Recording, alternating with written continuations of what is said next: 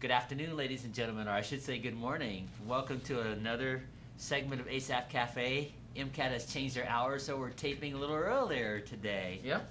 And probably for good, I guess, for now. So on my left, we have Mr. Scott Ramphy as the host of Wake Up Missoula. Hello. And affectionately, our aging rocker on my further left. And we're going to do something a little unusual, perhaps comical and different. We're going to have a debate today, but not in a political sense. This is in a science fiction sense. And we're going to discuss which is a better series, Star Trek with William Shatner, the original, or Star Trek The Next Generation with, what is that actor's name? Patrick Stewart. Patrick Stewart, yes. Yeah, and there's other things if you guys elaborate on, like there's Enterprise with Scott Bakula. Oh, yeah. And there's Deep Space Nine. Yes. And Voyager. Yes. But the main debate is the original versus The Next Generation. Yeah. Yeah. I think it's been a hot topic for science fiction fans since Star Trek The Next Generation debuted, because some people love Next Generation more, some people love the original more, and there's a big, debate. And then this is a generational thing too, because, It is, really. It is. thing. I never thought about that, Well, yeah, because the original Star Trek came out before your time, obviously. Yes. So you would be used to The Next Generation, whereas Emmett would... Yeah, I was raised on the old one, Yeah, and another thing too, before we start this debate, they didn't have the special effects when the original series came out because they didn't have the technology. But Gene Roddenberry, I had heard that when they remastered the series. You've seen some of the remastered. A little bit. Yeah, That's they're the fantastic. only thing they show nowadays on television if they do show them. Yeah, well, Gene Roddenberry did get to see some of the remastered episodes before he passed away, and he said that's what he had in mind. They just didn't have the technology at that time. Yeah. So I wanted to lay all that groundwork out on this debate here. But and, first, okay, go ahead. We must pray over food. Heavenly Father, bless our food and our time together in Jesus' name. Amen. So, Scott, since you're the youngest one, I'll let you start. Wait, I have a question, Scott, before we do. Do you need to get anything from your office, like food or snacks? I took care of everything. Oh, that's good, that's good. I'm just still on my third cup of coffee, kind of like the Gordon Lightfoot song. All right. I will start with an opening argument about you can why start. The Next Generation is better. All right. So, for many years in the 90s, this Star Trek The Next Generation was basically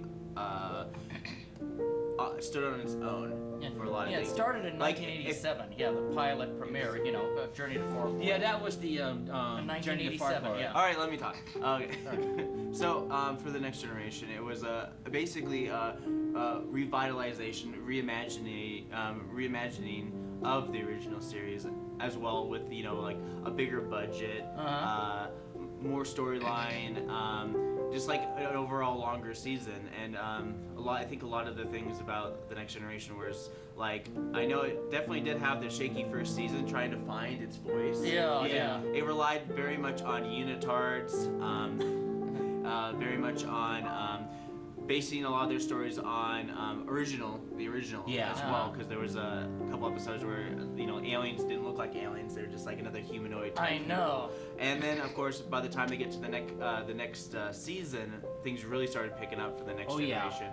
So it's an interesting take, because for the Next Generation, it kind of started off rough, but then it kind of came into its own after a while. And you have such rich characters which had their own little arcs along the storylines as well. And of course, they always throw a couple episodes to people who you'd least expect from the series, not just relying too much on the main cast, which I thought was really good, because it kind of added characters throughout. So, and then you would have more guest star appearances from people to have more of an impact in the episode. Yeah. But then, of course, as the series went on, it became more and more popular, and a lot of people were just wanting more. So the nice thing about The Next Generation is by the end of the series, people just wanted more. But now I'm going to start attacking the Star Trek, the original. So during the Star Trek, it was great for its time. It was just it was original. It was no one expected this kind of series to do so well. And then, of course, like any series, people kind of lost taste. Like any, you back to the 60s, you had your spies, and you had cop dramas. It was the flavor of the month, and especially those times, people were so if anything just slightly went down in ratings, they were canceled. Yeah. Straightforward. So for the time, Star Trek didn't last as long because it had a very shaky last season before it just ended up pulling it. That's true. It was more like the original series was canceled. Yeah. While the Star Trek Next Generation had a chance to have a series finale. So in a lot of ways, a lot of people really cultured the Next Generation, and also the Next Generation also spanned a bunch of spin-offs. And I don't remember that the original series didn't have their spin-off until like 20 years later. Well, actually, they did have a spin-off that was the animated Star Trek. Did you ever see that? I'm kind of iffy on the animated everything one. made it, every show that was in the 60s had some kind of animation feature, or they guest starred on Scooby-Doo in some ways. Yeah, exactly. So that's my opening argument, and feel free. Well, the only thing is, just on the outset, I like Star Trek The Next Generation a lot more than when it first came out. When I was 18, I was going, where's the action? Why is this such a psychological thing of being on a couch with a psychiatrist? This is all just political correctness and a bunch of yuppies thing. Maybe it's just that I'm older. I'm 38. I like it a lot more. I've seen it on BBC America. They cut out too much on BBC America. They cut out too much of the next gen, of the important stuff. So it's an acquired taste. Mm-hmm. But that's an interesting take, acquired taste for the older people. I would think the Next Generation would be an acquired taste. It is. You have to see it enough times and maybe grow a little bit as a person. There are better episodes. It did get better as it went along. Yeah, I agree with that. Scott's right. I did. Yep. And then, in an argument of that, a lot of ways I can say that Next Generation was very heavily on, like making people really think about what the right thing to do. And there's always a third option to think about. While a lot of times the original series, they always like had they had like a formula in a lot of ways. They went to a planet, Red Shirt died. They're just like, what's going on? And then it's like, then they had to find a way to get off the planet, and usually resorted to a lot of like punching and throwing rocks at lizard monsters and all that stuff. And that's my great argument for why I love the first one. Well, let's talk about that lizard monster. That was called a Gorn. That as was you probably fantastic. know. And the premise of that... the rubber lizard monster. That was one of my favorite episodes. The premise of that... the Starfleet folks had invaded this territory and colonized it without realizing that it already belonged to the Gorn people. And so the Gorn people thought it was an invasion. They didn't realize, so they fought back at the beginning of the episode when they destroyed that Cestus community. Outpost, yes. But I think that a lot of things... And that's what started that. And I think that a lot of things with both Next Generation and the original series, even a lot of the more modern series nowadays, is that makeup effects and special effects have improved. And I think that's one of the things we should actually really take out of it and kind of remain about what it means to like being a story and like character development, all the stuff. Because if you look at the Next Generation now, a lot of the creatures and monsters look terrible. I still think they look great myself. It's hard to do special effects, but my thing is, with the first series, with Captain Kirk and Mr. Spock, there was drama and action. You were afraid. I mean, for this time, it is cheesy. I mean, sweating just because it's so cheesy, but there was real action and adventure. Well, yeah, it is cheesy and by today's dramatic standards fighting with the technology, and but you felt in real danger, like if there were a whole bunch of space battles and the ship was going to be destroyed, and Scotty kept saying, "We can't hold it anymore, Captain. I can't change the laws of physics. You've got to give me 30 minutes." And in only a minute, the ship was going to blow up. And how are we going to get out of this? There was real danger. And dun dun dun dun music. The Next Generation, while it had its action, it was so focused on data learning humor or data learning social interactions. It was like political correctness, like something a psychiatrist would make. Okay, here, Emmett. Here's how to interact in society. Here's how to focus and get along well in groups. I really like. I have an argument against that. In a lot of ways, like Data and Spock are very similar because they were trying to become more human. A lot of ways, and for Spock, it was more just kind of like subtle humor type stuff. Right. And it was just like, well, I'm only human. Exactly. Kind of and then Data, I think it was better for Data because he wasn't human. He wasn't half human. He didn't have that advantage of being human.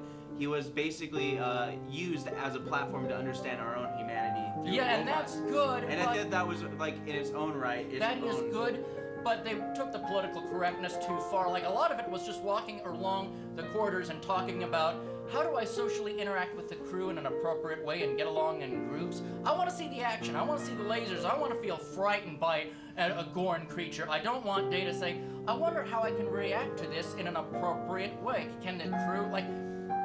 Do you remember the episode? I've seen so many episodes of Next Gen where this Lieutenant Barclay was angry with the crew, so he resolved his anger issues on the holodeck. No joke. And then he resolved it. I wanted to interact better with the crew. Now, I'm just tearing out my hair. Where are the aliens? Where is the Space Force? Where is the action? No. The Next Generation, sometimes it provided action as a treat, like with the Borg. The Borg episodes were some of my favorites because they had what I wanted, action and real danger. Yeah. But the rest of it, sometimes they were just traveling in known space, and it was so much interaction. And the synthahol, that drove me crazy. After fighting the Gorn, don't you need a good stiff drink of whiskey? Why synthahol? You need it. Captain Kirk always had a stiff drink. You can't get on TV promoting real alcohol too, and stuff like that. So it's probably why they had that. Yeah, I mean, especially in the old series, late they 80s, did, early 90s. Yeah. Like the hyper-violence that came through the 80s, like RoboCop and all that stuff. Yes. A lot of people in television were like saying, like the FCC, like through its time, it was probably more risky for its time than most other series because you had the episode where you see Commander Kirk getting speared right through the chest. Yes. Which is what it kind of inspired him to be a little more hard. Yeah, and that was a good episode. That was a very good episode with a lot of fighting. That was an excellent one. Well, it doesn't have to be all about fighting. That's the thing is that's why the Next Generation works so well is because it kind of gives you another scope. You say you can't solve problems with violence. Well, that's true, and I like that, and I like part of that. But what about the entertainment? We want to be entertained as well as informed on the topics of the day. But they also had many different layers and many different levels. That's true. It wasn't just about one thing. Yes, it had violence when it needed violence. Yeah. But it was necessary violence. Yeah. And then there was drama. You had the drama. You had you had children who their parents died in an accident. And I then you had remember that one. Then you had like Captain Jean-Luc Picard. He had to figure out how he was going to help these kids. It's like he's never had kids of his own. Yeah. He was always kind of like the bachelor. He was a lifelong bachelor because his crew was his family. Exactly. And he kind of denied himself that kind of thing. That kind of fall in the similarities between him and Kirk because they were more about like taking care of their immediate family on the Enterprise, while most of everybody else was like hitching and just having kids on their own. That is true. I mean, I do like that kind of the plot and characters, like the one with the Packlets, those kind of people that kind of had this technology but didn't know how to use it exactly. With any series, you always start off really with the how. Like in the very first couple seasons of the Next Generation, it was just like figuring things out and just like everything. And then of course, later on, they started doing more cop-out episodes where it was just like or it was just like, oh, let's get more introspective. Let's concentrate on this one person for the whole entire episode. Yeah, like Data's Day. Data's Day was a terrible episode. Do you remember that one where Data, the whole hour was learning about humanity and his relationship with other people? That drove me nuts. Well, the thing about the original Star Trek, it dealt with cultural issues of the time. They had the first interracial kiss, obviously, but it wasn't in a romantic sense. It was Kirk just being Kirk. Well, see, what happened was they were controlled. They were controlled by these creatures that could make them do whatever. That was a very good one. There was a really weird episode from the original series where they met the original gods, like Zeus. It was like, that was a good one. Yeah. It was so weird. It was like Zeus was outdated. Forced perspective made him really big, and then he was just a little outdated. He didn't realize that the mankind had evolved and gotten into the future, so he was considered outdated. He was trying to act that like was a Earth good one. That was a And then of course, they always bring like I guess today's folk into the future. Like it was like, oh, they were frozen in time, and they just kind of have like the perspective of the person. No, that was a good episode. I liked that one. That was a very good one. Next Generation. You mean the one where they were suspended in cryogenic freeze because they had medical issues, and then they had to that was a good one. I'll grant it that. But then again, like I said, they miss opportunities. Like when they had that first thing with the Romulans, they could have had an excellent space battle for about 10 minutes, riveting you on your feet, and just have the Enterprise almost destroyed. Then the Romulans could said, and That would have been more interesting I than think, almost. well, they were at war, well, like near at war with the Romulans for like ever. Yeah, I know, that was I know. that was their. I guess that actually brings me to my next argument is the Klingons. It's Yes. like, because it was always like political trial, and there's like whether or not there's going to be a fight that broke out that's going to have a big war happening. And That was good. And it was really interesting to see like there's some species out there that you cannot negotiate with. Kind of like the Exactly. Borg. There's like Yeah. you can't resist. Resistance is futile.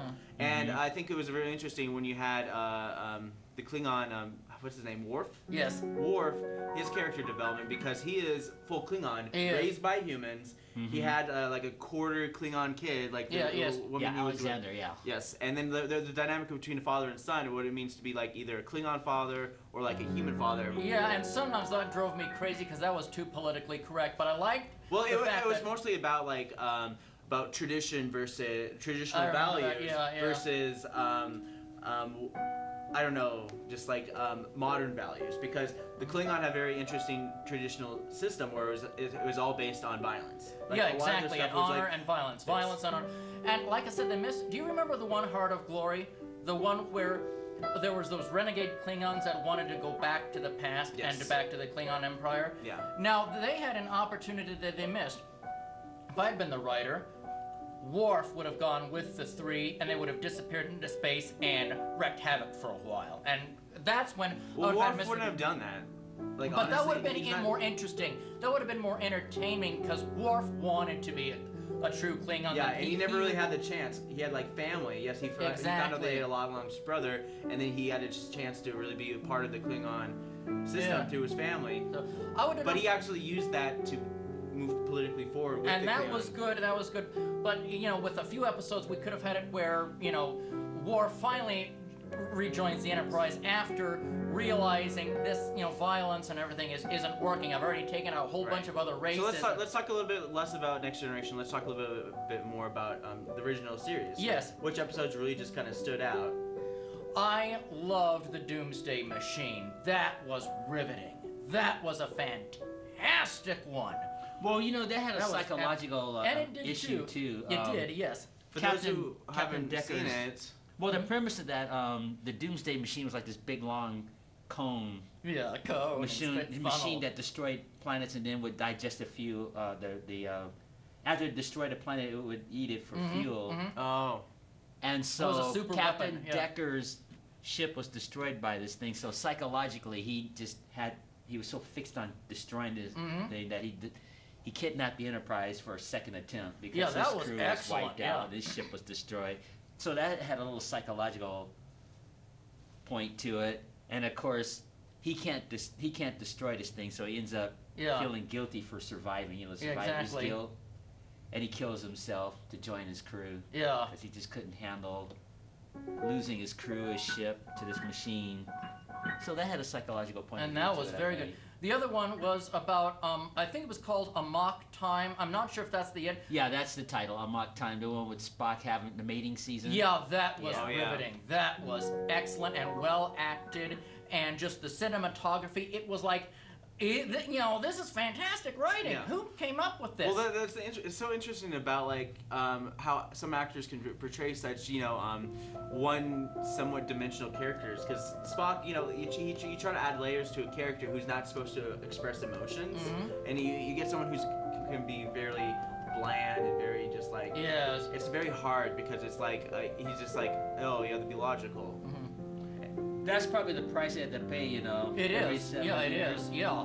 Just unbelievable. And it was For being well so done. logical, and in 7 years they just lose it, Ironically, this is going to sound weird. It's not like I'm rooting for bad guys, but I think the best actor on Next Generation was the Q, whoever played the Q. Oh, Q? He was Yeah. very malevolent. The That reason was why it good works is acting. because he was I guess the term nowadays is meta, because he kind of poked fun at the series while also being in the series. He kind of like poked fun of the order Exactly. things. He was basically chaos Yeah, in a intergalactic I don't know, spirit form thing. 'Cause Exactly. he was. can pretty much do anything. Yeah. With all those powers. How about that one when his powers were stripped from him? Yeah, that was an excellent interesting. one. That was an excellent And all one. the enemies that he made, they start coming after him, and Data was his Boy, advocate. that was an excellent one. But like, there's one episode and I want to see how they miss opportunities that had me, when I was first seeing it, tearing out my hair. I loved the episode. Do you remember when they had this guy, this alien, or no, this just guy who could do transwarp speed, and they ended up in 2 other galaxies? They went so fast through the cosmos, they ended up through 2 other galaxies and ended up in a 3rd. I don't remember that. Yeah, that was one. They had this companion called the Traveler. The Traveler was with them and helping this person who was doing transwarp theory. They ended up past 2 galaxies into a 3rd, or 1 galaxy. And it would have been like years before they could get back to Earth if that Yes, happened. Oh, yes. I kind of vaguely remember that one. That was a good one, but they said, if this works, we can send let's go back home. If this works, we can send a pure science vessel. They had the opportunity for a couple of seasons to explore in that 3rd galaxy and get completely lost with all new aliens. And then at the end, maybe as a cliffhanger, go into that fascinating dimension where all thought enters reality. That would have been a lot better, because they just traveled through known space. The whole idea is to go boldly where no man goes before, not safely in territorial space where there are a bunch of star bases. Right. I mean, if I had done the Next Generation, I would have had them at the farthest star base and just go out from there. Yes, into all I agree on that. Like, the Next Generation definitely dove into a lot of political stuff. Yeah. And it was just like whether or not they should or should not do certain things, because they're walking a very thin line, and that's what made the Next Generation so compelling, is that they always just walk a line of whether or not they were going to do something that would save people or kill people. Like, it was always like, you never know what happened, and a lot of things about the Next Generation was just like, not every ending was a happy ending. Well, that's true. I liked that. And it's like, it's reality. It's just like, and then of course, with the original Star Trek, a lot of times it's just like, well, once that mission's over, well, back to exploring some more stuff. Yeah, I kind of like that of the old one. That's the interesting thing, is like, not too many Star Trek original series had too many overarching story plots, while had the Next Generation where they inserted like the Borg. Oh yeah. And that was the first time, like, I think in a lot of series is where they had an overarching theme, like a background character kind of like growing, because like in the original series it's like, oh, there's the Klingons again, pew pew pew. Yeah, it's like, get out of here. But in this series you had like, oh, the Klingons may have new leadership, which means we might go to war. And that was. And they had to build to that. That was good. That was good. And then there was other episodes where, that's the nice thing about the Next Generation, is that it totally refined the storyline, because it also had a lot more time to work with, because it kept on being renewed for seasons. But with the original series, there's always a bunch of like,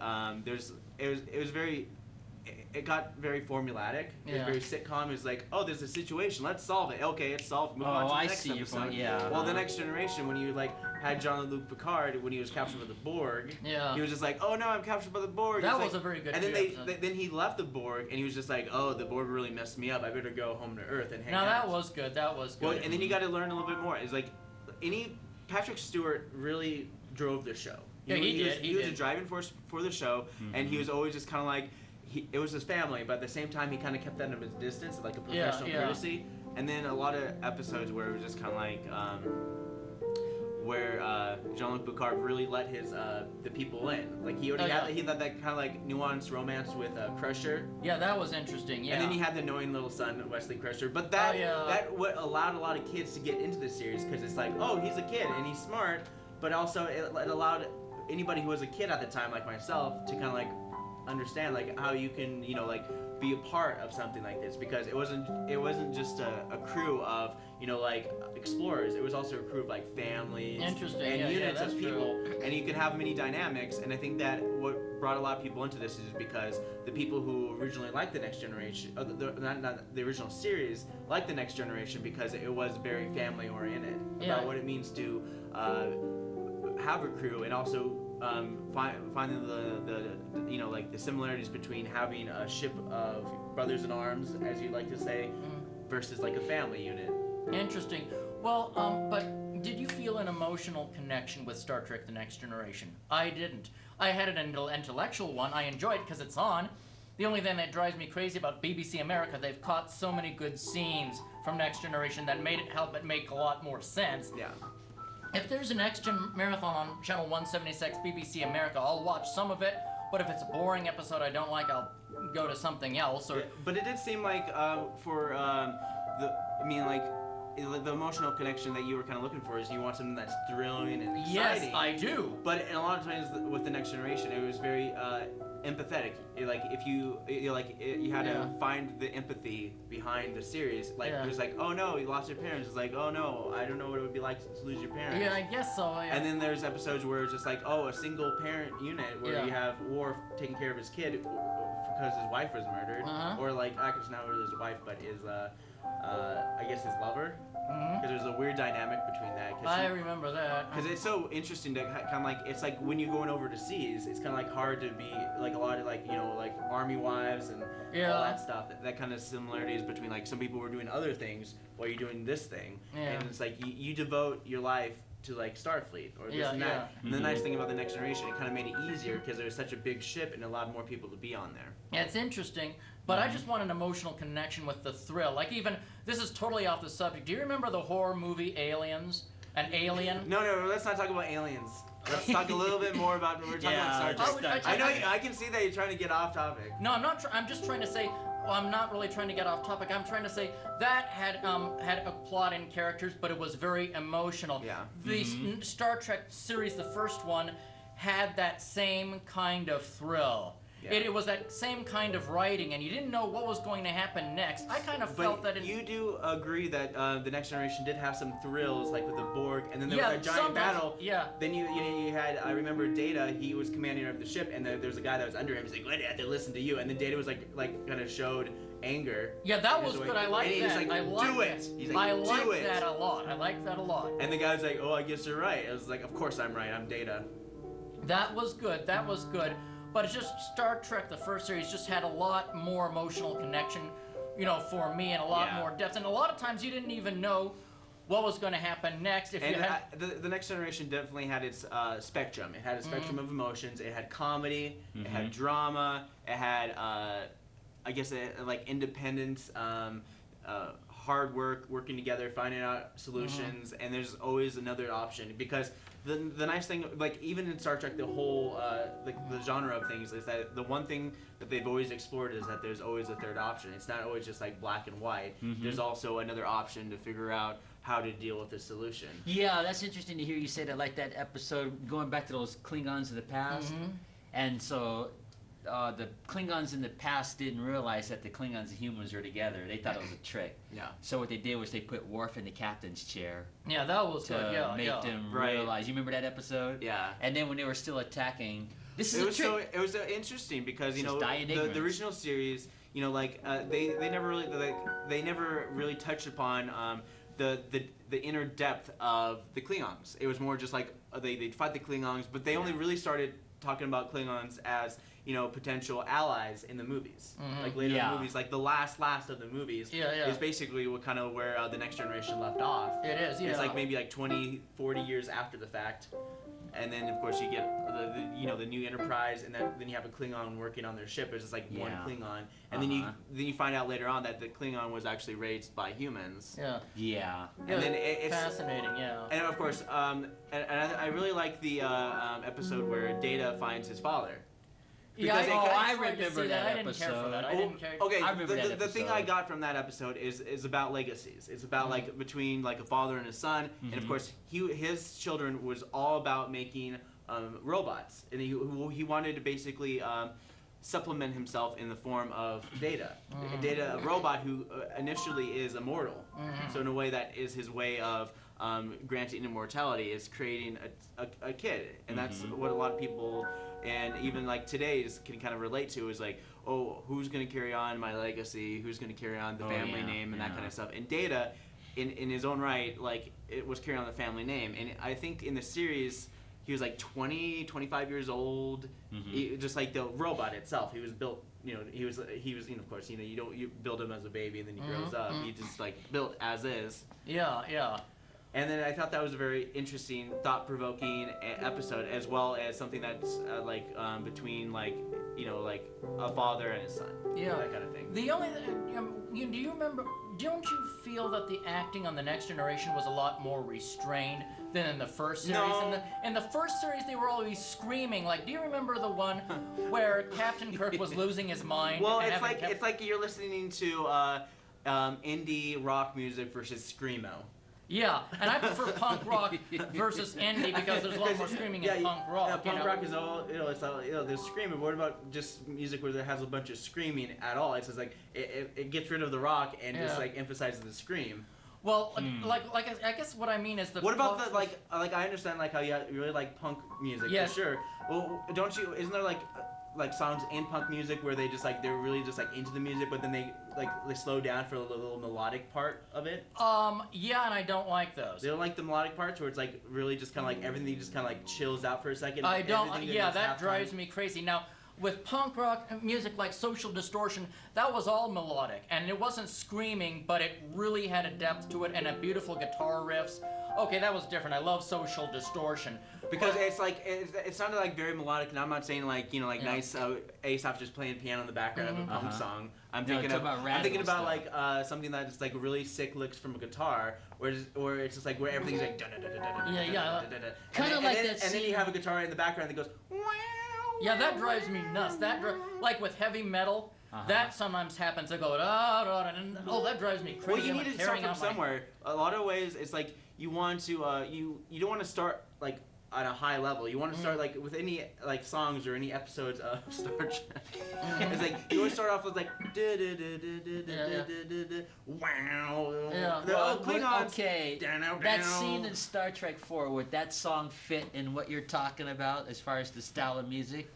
The movie Star Trek 4 with the punk rocker? I don't remember that one. Oh, are you talking about with the whales? Yeah. I love that I'm not talking movie. about the movie. I'm just talking about that scene. I love that movie. song.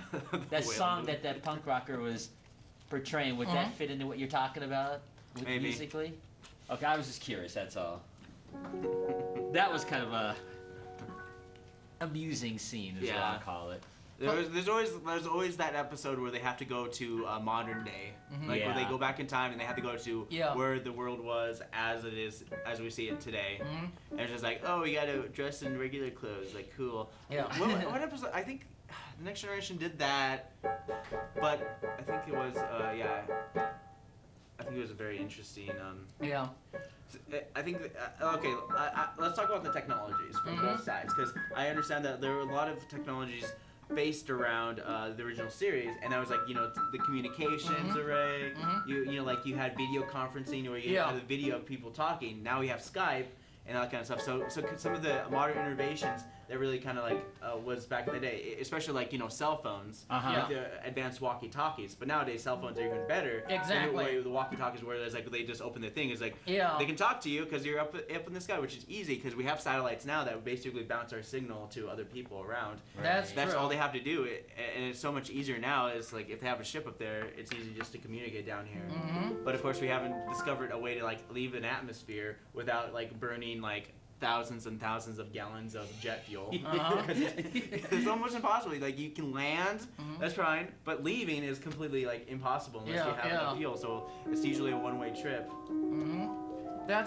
Well, like back to the drama, and not being able to figure things out. Do you remember the original series episode where Captain Kirk seems to be losing his mind at first and snapping at the crew? Then he orders the Enterprise into Romulan territory. Then the Romulan ships, and then Mr. Spock says Captain Kirk is irrational, he is not sane, and he starts screaming and Captain Kirk has a fit. And then Mr. Spock uses the Vulcan depth grip, and if you've never seen the episode before, Captain Kirk is dead. No, the Vulcan death grip, because Captain Kirk says, "You traitor, I'm gonna kill you," and then Mr. Spock puts his face like this, and Captain Kirk falls dead. Wow. There was instantly the Vulcan death grip. If you had never seen that and you had to use, and you had to get called away for something, you don't know how this ends. Is this in the end of the Enterprise crew? Is Captain Kirk dead? Yeah, but see, the purpose of that was he was just pretending to be insane like that. He was, yes. Because the Romulans had the cloaking device that can turn their ship invisible and make them hard to be found. Exactly. So they had to go into that section of space to hijack that cloaking device. Cloaking device. That was an excellent one because I didn't know how this was going to end, how this was going to turn out. That was real good, like screaming acting without being reserved. I'm feeling upset today.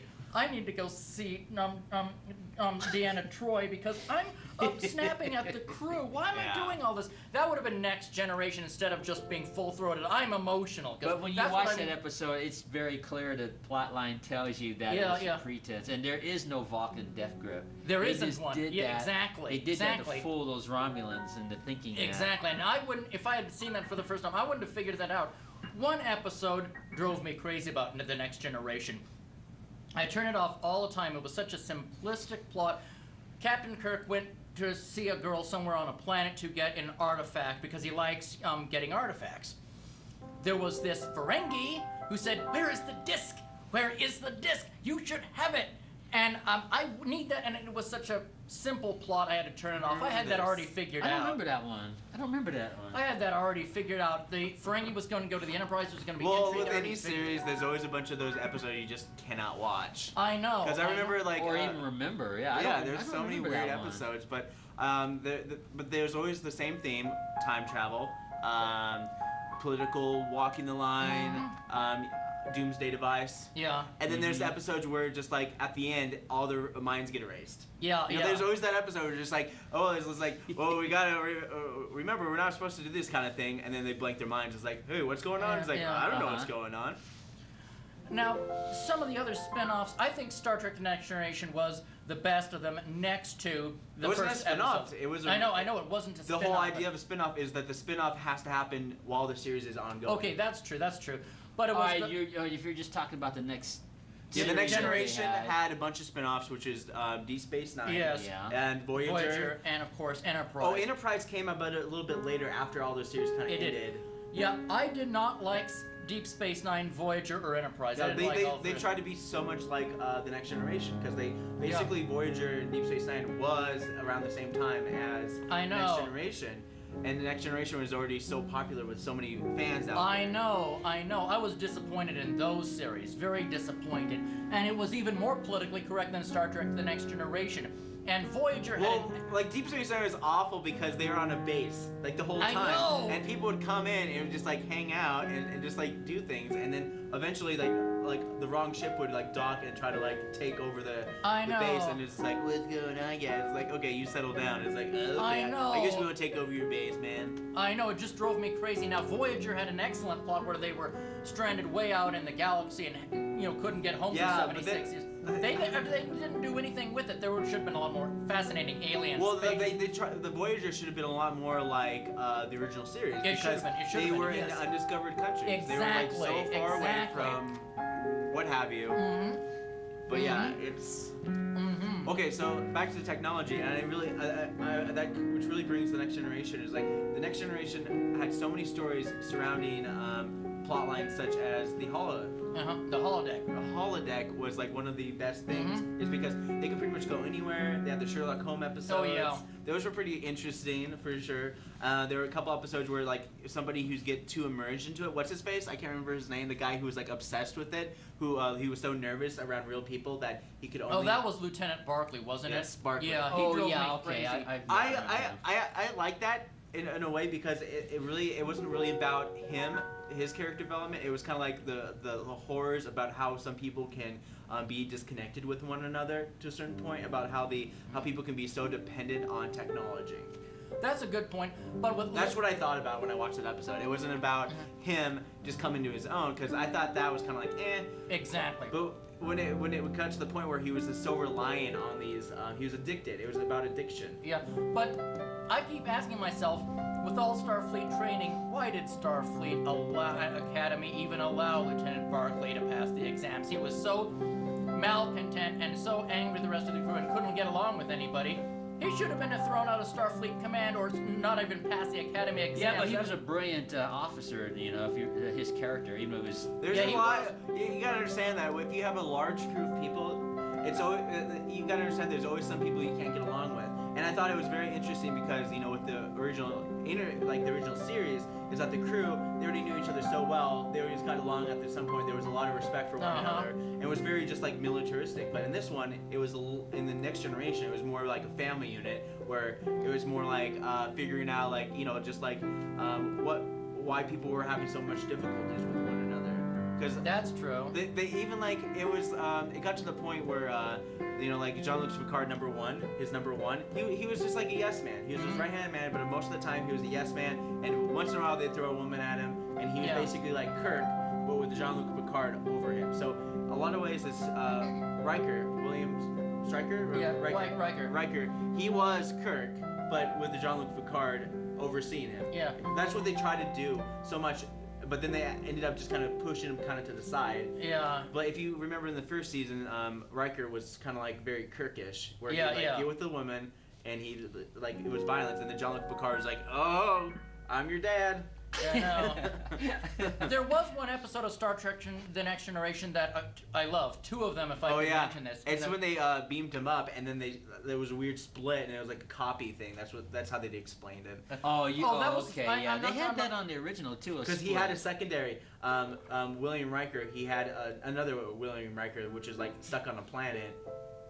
I don't remember that one. Oh, then you're thinking of a different episode than I was. Well, no, the episode I remember would have split. And that was in the original one, they beamed Captain Kirk up. That was from this planet that was bitter cold, and it split him in half. Yeah, so I remember good that. Side was no, this one was just a complete copy. You're not talking about that one, okay? The William Riker, when he was beamed up, they made an exact copy of him. Okay. One was stuck on the planet while he was beamed up, so it was like basically a duplicate, a clone.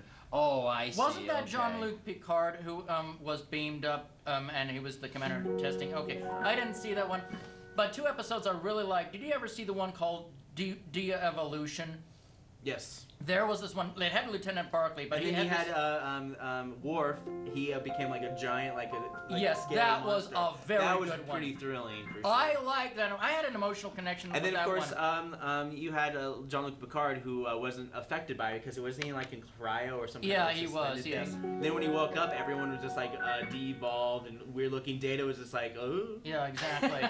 Data was like a Walkman or something. I don't know. Yeah. No, but he was fine. Yeah. And the Data was just like, use your instincts to figure it out, and it's just like, oh yeah. Well, this has been such fun. We have 10 minutes left. There was one other episode I loved. Was one of my favorites. It was the one where they intercepted aliens from another dimension that started abducting the Enterprise crew for medical experiments. The whole ET abduction scenario. That was very good, and they were in a room with aliens that were experimenting on the Enterprise crew. One of them was killed because his blood was turned into liquid polymer. It was a very, very scary episode. It was very good, very well done. That was based on the UFO abduction thing. I can imagine that happening in deep space. So I liked that one a lot. Because when you discover a new alien, you want to dissect them. You want to figure out what makes them tick, where their heart is, where their organs are, all that kind of stuff. It's interesting how you think about the human race, how it was back in the day. It's like they were so interested in even when they explored new countries, like diseases were very prevalent, and they really did touch upon that with the Next Generation when they did have diseases. They had issues. It's like, we go to all these weird planets. Of course, you're gonna get sick from something. You are. Oh, you got the Vulcan flu. Exactly. Do you remember the one? You get a Vulcan transmitted disease. Do you remember the funny one where?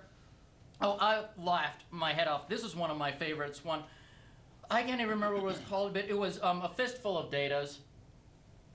A fistful of datas? Was it the holodeck, or did they go back in time? The holodeck, where Alexander wanted his father to be in a Wild West adventure on the holodeck.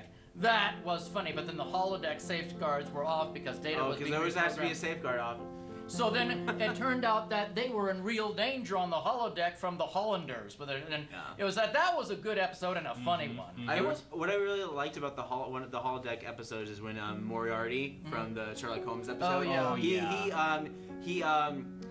He was really smart and maniacal, and he was able to step inside the Enterprise without disintegrating, because that's what happens when a hologram leaves the yeah. holodeck. But when he left the holodeck, he did disintegrate. But of course, later on in the story, you find out that he actually was in the holodeck, and he tricked those people because he had ultimate control of the holodeck. Yeah. And then they ended up throwing him and his lover in a box, and they threw him into space. Yeah. And I like don't a mini remember that hologram one. program thing is so interesting about. Yeah, I don't remember that one. Huh? Yeah. That was one of the interesting holodeck episodes. There's always got to be an episode with a certain character, and I think the one character that was really just kind of I guess. Wronged in a lot of ways was Geordi. Geordi was always kind of he did a lot of episodes, yes, but he was never really emphasized as much as he could have been, and a lot of his character was underdeveloped. That's true. That's true. Are there any characters in the original series that were underdeveloped in the series? In the series, let's see. I'm trying to think. You think Geordi's character was underdeveloped, huh? In a way, yeah. Let's see. He was Who the else? engineer. What about the boy, Crusher? Oh yeah, Crusher Wesley had too much. Okay. Wesley had a lot, and he saved them a lot of times, more than anyone could count. And what happened with him is that he ended up going to Starfleet for a little while. I remember that. And then there was a huge scandal, which I thought was really cool, is that how they went to Earth, and then they dealt with a political scandal and stuff like that. One of my favorite episodes is when there was an alien that would be inside. It was kind of like Invasion of the Body Snatchers, but with when they got him back to Earth, and it was one of the leaders was that was taking very control. good. And that was pretty very good. Scary for sure, because that was one of my favorites. Yeah. And then there was another episode, of course, when Wesley was in the academy, and he did something really stupid, and he was trying to cover it up in a ways. And then at the I remember that episode. I remember yeah. And then at the one. very end, he's just like, okay, I have to tell the truth. And there's his other students were just like, oh, I want to be in Starfleet. I don't want to leave Starfleet. And Yeah. Wesley's just like, I'm just gonna leave Starfleet. I just can't do this anymore. Exactly. Yeah, That was very good. they did a maneuver that was supposed to be forbidden, from Yeah, what I it was, understand, yeah. but Because it it was would have been dangerous. grandiose if Yeah. if they had succeeded, and someone was killed in the. Yeah, definitely. I think Yeoman Rand in the first series was not very much developed. The yeoman that was of what's his name's McCoy's assistant, the Nurse Chapel. That's what I'm trying to say. Yeah. Nurse Chapel was underdeveloped. Was she the blue with the blonde hair? She's the blonde. Yeah, Good, yeah. I- She was a blonde. Yeah, she was the one who actually married Gene Roddenberry in real life. Yeah. Right. Yeah, she did. Nurse Chapel was underdeveloped. I Her thought. name was Majel Barrett. I think she got. Majel Barrett, something like that. Yeah. She was in. Well, that's interesting because like the med bay and all that stuff. It was Yeah. always just as a reactive type of deal. It's more a reactive episode where when something bad happened, they go there and then Yeah. something happens. But of course, wasn't Bones very prevalent in the series? He was very good. He was fantastic. Yeah, he was. And then in the fact, Chekhov. Yeah, he was very good. Chekhov was very integral in the series because he was basically based on if you want to be more political correctness. It was during the Red Scare, during the Cold War. That's true. Chekhov was Russian, and so that in its own sense had its own version of political correctness. And they did. Well, I don't know about good. They did attack the boundaries for sure. That's what I liked It's got about the that. interracial kiss. That's what I liked. That's what I liked. Even though they didn't really emphasize it, it wasn't even a romantic kiss. that it was one just, I it liked. just No, they kissed. were forced to do that. Yeah, because of the aliens, the aliens are. So it wasn't. It was so weird because if you really think about it now, since it was so forced upon them, people at home who were watching it who didn't like the idea of interracial kissing were just like, well, they were made to do it, so I guess. Yeah, exactly. I guess white people are safe for now. Uh-huh. That's how I would think as a white person But at that time. speaking of white people, the episode Half Black, Half White. Yeah, did you that see was that very one? good. What was in original In series? the original, yeah. No, What I it didn't was see that. is the I like the plot line. The ones that were black on the right side didn't like the ones that were white on the right side. That's basically what that was yeah, about. that was And so it was dealing with racial issues. At It was the so time. that's so weird. It's like, well, yeah, I'm They black wa- on yeah, this side, yeah. but you have to be white on this side. Yeah, if you they wiped out their race because it was the message, because they didn't like each other because they were different. And that's still relevant today if you think about Yeah, it. it is. Oh yeah, it totally is. So Well, people were just some people were just like, it's. I don't it's like so you crazy. because you speak funny to me, or Or Yeah. it's it's crazy.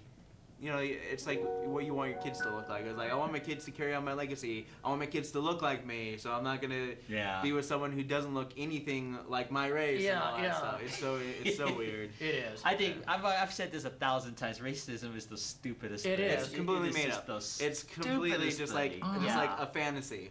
Yeah. It is. It's crazy. Mm-hmm. So it's all about it's vain. It's just vanity. It is.